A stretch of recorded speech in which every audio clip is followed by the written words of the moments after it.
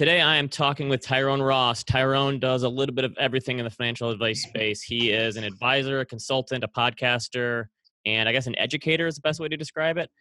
Today, we're going to talk about a topic that I am very passionate about, which is personal finance. And because I just think educating people about personal finance is something that can really change your life in many ways. So we're going to get into that. Stick around and cue the music.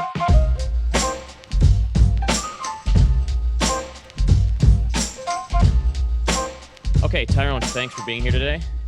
Thank you so much for having me, man. This is awesome. We've known each other for a little bit, but the reason that I reached out today is because I saw in recent weeks that you are launching this program called Learn to Money, and it's this new tool for financial literacy. And I just love this idea because I know a lot of people think personal finance is such a boring topic, but I think it can be so impactful on people's lives. So you talk about the desire to change, a lot of people's lives with this, but you also specifically say that you want to help people in the low income group. So, and I actually think this is a place where, some small changes can lead to huge impacts for these people's lives. So tell me why this is important to you to focus on this group, and then what you think we can do to make some changes there. Yeah, absolutely. It's important for me to help this group because I'm from it, right? I grew up in an unbanked home. Struggled with being financially illiterate as a family, and what that meant with, repossessions and evictions and all of those things. So I'm always drawn back to my childhood and what I experienced. And now being around so much money and so much influence and so much power, I want to use that platform to bring light to some of these issues so people start to see the other side of what life is like when you do have to transact outside of the traditional banking system. Some of the terms and ways that we have to speak when we sit down and we try and educate these type of folks, and also to try and break some of the narratives that we have. I tell people all the time, my mother's the best financial planner in the world. She could stretch $20, right, for 2 weeks. So they're prideful, they're smart, they just don't have the means and the access, right? My father had a middle school education. My mother didn't finish high school, but they made good decisions based on what they had, and they made the decision where they had to give up prosperity and opt into survival. Right. And they did a good job of making sure that, okay, we just need to survive. Prosperity is never going to be an option. And for me, I think now what we need to realize is, listen, we're not going to get everyone to do backdoor Roth conversions. We got to give that up. We just want people to get access and give them the empowerment to make better financial decisions for themselves and ultimately their families. And so what are some of the biggest levers that we can help people pull that will get them, maybe bump them out of the survival mode and make them a little more comfortable in their situation? I think one of the things in the industry that we can do is we have to get proximate. I talk about this all the time. The poorest congressional district in the country is the South Bronx.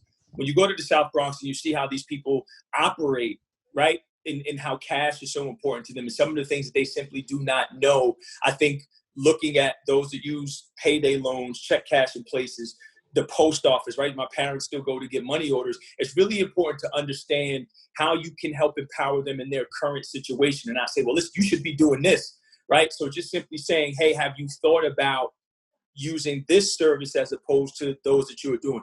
Getting them to understand a basic budget, right? But they don't understand, right? Simply saying, I always say this, draw a line down a piece of paper, everything that comes in, everything that goes out, so you can visually see it. So just giving them the pure basics of what it means to take control of your financial life.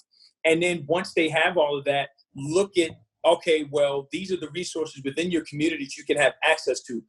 I will end on saying this, as an industry, we have to do better of making sure that we are getting into schools, right? We need to educate more, give up an hour of our time, a week, a day, whatever.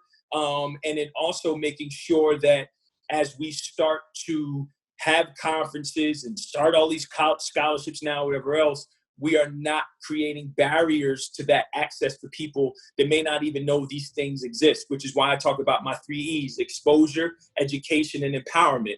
We like to lead with the middle E because we're super smart. We're CFAs, we're CFPs.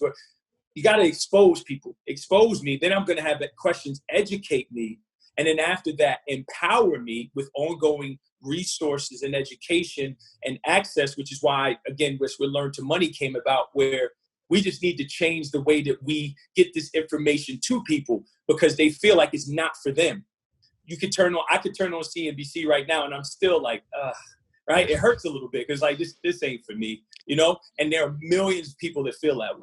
Oh, yeah, because there's these academic studies that show, well, if you educate people on their personal finances, it's not going to stick. And I've never really bought into those because I think part of the problem is the way that we go about this. And so I think the way that it's taught, I think you need someone who not only knows this stuff, but also is passionate about it and cares deeply and then knows how to help teach people. So how will you approach this as an educator to help people care more about their personal finances when sometimes it can be a hard job to get people to really care about that stuff? Right. And this is the thing that when we launched Learn to Money, and it's funny, you would appreciate this, that actually came about from a tweet. I tweeted that financial media right now in this moment needs to change. We have a big blind spot where we're not reaching people. So there's a couple things here. One, we need to be very aware of being all inclusive. Not everyone speaks English. So if English is not your first language, whatever I'm saying doesn't matter. So we have to make sure that we get it out in different languages. The other thing is making sure that it's jargon-free, truly jargon-free, talking to people and getting them to understand. When I go into an inner city and I'm speaking to kids, the whole focus of my talk with them is the corner store, the bodega. They get that right away, right? Like you have to be able to put the context of your conversation into where folks are. If I'm in rural America, that's a totally different conversation than I'm having with kids in the South Bronx. So we need to make sure that the content and the delivery is where people are. And I think the last piece of that, right, from the delivery standpoint is what we want to do is say, all right, we want to give this to you on your terms. We're going to create this content and it's going to be out there whenever you want it, but it's going to be super evergreen. So no matter what you're going through in your life, you can click on a video. It's going to be fun. It's going to be enjoyable. But at the end of it, you're going to go, oh, man, now I really understand the difference between a money market, a CD, and a savings. Now I understand, right, the difference between a checking and a savings account and what that means for me to be able to then invest and do. So what we're going to do is, again, literally keep it very rudimentary. It's going to build, right? We want to shoot 12 episodes. We want it to build over time. Right? We've been blessed enough to get enough money for the pilot. The pilot is simply going to be, what is money? Done. What is money? That is the most searched term on Investopedia, right? Wow. Like, so okay, there's a reason, right? That's the most searched term on shout to Caleb Silver and Investopedia. I think he said 1 million plus page views in a year or a month, whatever, but it's continuously the most searched term. So I had to learn that myself. So we're going to start there and then we're going to graduate. Right? And then when we talk about stocks, bare bones basics. And then at the end of every episode, there'll be a curriculum now and an action step that people can take to kind of reinforce that. So when the next episode comes, it kind of builds simply like you would do in school, right? 101, 201, that type of thing. But it's going to be super, super fun and engaging. And I think people will be really excited to watch it. And I know I'm long-winded here, but I'm just so fired up about this. One of the things when I gave the producers, my vision of this, I said, I want people to watch the little trailer that we shot and go, where's the rest? Like, what is this? Like, and that's the response that we got. It was 90 seconds. We shot for 3 hours. We took that 90 seconds and I'm like, that's it. And we put that out for a reason because you want people to go, all right, now what is it? Like, what's the next thing? I want to move. So that passion, that energy, there's nothing else out there like that. And I'm dumb enough to believe that I can get people to watch financial media like they watch Ozark or Seinfeld or The Sopranos, Yeah. Well, I love the fact that you're approaching it from a basic standpoint because that's probably one of the biggest blind spots we have in this industry. You talked about, we use the jargon and we forget that there's normal people that have normal everyday things that they're going through and they don't have enough time and energy to care about this stuff as much as we do. Yep. So if you can't explain it to them, then it's useless to them at that point. Absolutely. What was the moment in your life where you had this like aha moment that, okay, personal finance can be really impactful on my life and the lives of others? So what was that for you that really got the light bulb to go off? I think the light bulb went off when I walked on, to Wall Street 26 years old and didn't know what the stock market was. I wasn't aware of any of that. And then I realized, again, that there was the conversations of how people's lives were set up through investments, through inheritance, through just simply knowledge of things that I was completely unaware of. So that was when I was first aware. Now it becomes apparent because my nephews at 1 and 2 have portfolios that are better than most adults. Why? Because of me, right? Because now I've been exposed to all these other things. And that's the best way I can explain to people. When you are a generational curse breaker, right? First one to finish high school, and then you're the first one to be exposed to money and learn money and investments. My nephews are going to inherit the world simply because I went through that. So for me, it's a personal thing. When I realize, I'm like, wow, they own Bitcoin, they own stock, they're going to, inherit a lot of different things, and they're learning about money, the toys that I buy them, all these other things. So they're going to grow up with that knowledge. Even if they don't get a dime from me, they're going to know what the blueprint is to be able to turn $1 into $2, which those of us that come from the bottom, we don't get that. We don't get that blueprint. We don't get that exposure. And the other thing is, you go from raising consumers to producers, right? And investors. And for me, that's the most important part of this, is that I need to do it in my own home first, but we need to raise a whole generation now, especially in the Black community, of producers and not consumers, because there's no community that consume more than we do and not aware of our value to produce. And that's what people miss a lot of times. You hit the nail on the head perfectly, that the financial habits that you get sometimes from your family, those can just set the path for your own financial habits. So it's really hard to break that so often. And some people just don't realize how lucky or unlucky they may be because of their situational. So how do we, obviously knowledge can help and educating can help, but how do we break the behavior too? Because obviously sometimes knowledge alone isn't enough to change behavior, as we know from dieting and exercise and that sort of thing. So how do we pair the education with the necessary behavioral changes to get people to actually have these good financial habits stick long term? That's a really good question. I know you've written on this, and I've had some conversations with a lot of our friends, Brian Portnoy and David Crosby, about this. And a lot of folks talk about the gamification of it. There's been some studies around the gamification of that and different incentives. I'm there. I agree with that. But one of the things that I realize is this.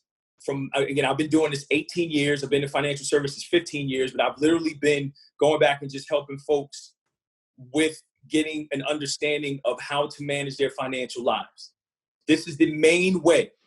We have to lean on the personal side of personal finance. What do I mean by that? When we go into a school, or I speak to an auditorium full of parents, or we're doing pro bono work, we have to make sure that the tools that we give people, what we educate them on, is specific to their issues. And then the empowerment piece, now I'm going back and saying, okay, you've taken that step. Here's the next thing, right? So you got to continue to go with them. What we like to do is we'll do the seminar and leave, or we'll put it out there and leave. There's a big difference between autonomy and empowerment. Autonomy, I just gave you the tools. They're out there, investor.gov, Investopedia, Learn to Money. But if I empower you, I give you those tools, and then I say, all right, here's the next couple of steps that you're going to make. And through that, you start to see where people's behaviors allow them to fall off the train. I'm a big nutrition fitness head as well. I always tell people, and you wrote about this, a bunch of folks, the workout, the diet, the financial plan, the one that works is the one you're going to stick with, right? You may not care about keto. You may not care about CrossFit. But if I can get you to walk every day, and this is what I tell people, stop doing. You can't do both the same. Just walk every day. Now I've created a habit that's repeatable. So now if I say, all right, here's what I want you to do. Just for the sake of getting used to saving, save $1 out of every paycheck. Just one. Just get used to that feeling. I do it with my mentees, right? And then they go, oh, well, that's a lot. I started saving 10. And then they're like, oh, well, 10 was easy. Now I started saving 100. And then they call you, oh my God, I got $1,000. So getting them to start small, knowing where people are, and they're limited in their capacity, willpower, and all the different things in their life. Last thing people want to deal with is money, right? It's complicated, it's whatever. So it's one small habit that they can continue to do. And then you say, well, look, you saved this amount of money. Let me show you now what a savings account is and how you save that money. This Marcus account is going to help you, because the more money you put in it, there's this thing called interest. And then you teach them about interest. So now you're piquing their interest, and they start to, you're reinforcing that good behavior. So now now I can earn money on my savings. Now they want to double down. Once you do that, then the next step is, let me tell you about this thing, investing. Yeah, it's the power of small wins. So if you tell someone to run 5 days a week and they've been sitting on their couch for the last 4 months, there's no way they're going to do it. But you say, hey, get off your couch and do it once a week. That helps. So that there's studies that show if you tell someone save $150 a month, they'll say, no way, I could never get to that point. But you say, hey, what if you save $5 a day? They go, oh, okay, Yep. I can handle. So yeah, it's the power of small wins. I totally agree. That's a good way to 100%. change behavior. Okay, Yeah. so give me the pitch. Let me know where everyone can go to find more about your new program that you're trying to launch, where they can go to donate and help, and what people can do to help get this thing off the ground and get going. Yeah, absolutely. No, thank you again for having me. Learn to Money is a virtual series that I'm creating to basically instill the rudimentary practices and education around financial literacy, around financial education. We have a GoFundMe. You can go on GoFundMe and look it up. It's to Learn to Money. We're building a website now. We have our pilot funded, which is awesome. Thank you to everybody that donated and shared and retweeted. For more information, you can follow me on Twitter at TR401, or you just go right into GoFundMe and search the Learn to Money series there. Feel free to donate. But again, right now, I'm letting people, it's not about the money, it's about the amplification, just sharing. We want to get it into schools. We need more people just to amplify the message and help out. We're going to need people to write scripts. This is an all hands on deck type of opportunity here. And for me, again, it's a legacy play. It's just about making sure that we look back on 2020 saying this was the moment that we changed the course of financial education in this country. But anybody that wants to learn more, please feel free to reach out. My website as well is tyroneross.io, and you can find all the information there as well. I love it. I think it's a wonderful idea. I think it's an idea that has been a long time coming. I think you're going to kill it, and I'll help anybody I can. So thanks Tyrone for coming on the show. We appreciate it. And everyone, I'll have some of the links on the show notes here. Again, go to GoFundMe, look for Learn to Money, and help Tyrone out, get this thing off the ground.